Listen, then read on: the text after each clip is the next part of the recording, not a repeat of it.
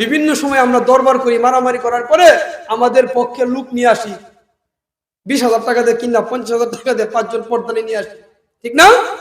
ওই 5 জন পর্দানি দিয়ে আনলেন, আপনার অন্যায় আপনার পক্ষে রায়, অন্যায় আপনার পক্ষে রায়।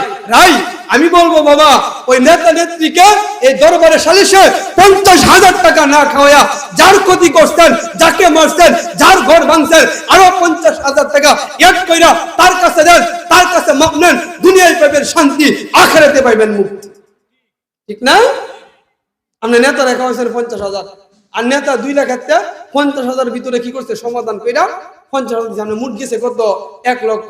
50,000 দিচ্ছেন যার ঘর ভাঙছেন, আর 50,000 দিচ্ছেন নেতারে, একই মাফ করছে?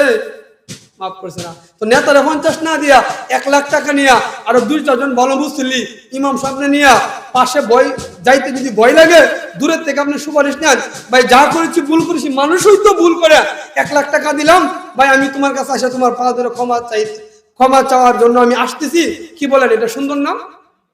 আপনি দলীয় লোক হওয়ার কারণে লোক দিয়া আপনি কম দিলেন, তার দল যখন ক্ষমতায় আসবে 30 বছর পরে আপনার ঠ্যাং ভাঙবো। ঘুমাই গেছেন কেন? কি ঠ্যাং ভাঙবো আপনার? ঠ্যাং ভাঙবে আপনার, ঠ্যাং ভাঙবে। এজন্য নেতা নেত্রীকে না খাওয়ায়া তারে পুরো টাকাটা দেন, তার কাছ থেকে কিনেন, ক্ষমা নেন। তার কাছ থেকে যদি ক্ষমা নেন, দুনিয়ার ভবিষ্যতে আর কোনো বেজাল হবে না, আখিরাতে মুক্তি। আর নেতার মাধ্যমে সুপারিশ করলে 30 বছর পরে আপনার জীবনে আসবে তার পক্ষ থেকে অশান্তি, আর হাসরের ময়দানে ওই টাকাগুলোর জন্য, ওই ক্ষতিপূরণের জন্য আপনার জীবনে সমস্ত কি তাকে দিয়া সোজা আপনাকে জাহান্নামে যাওয়া লাগবে। জোরে বলেন নাউযুবিল্লাহ।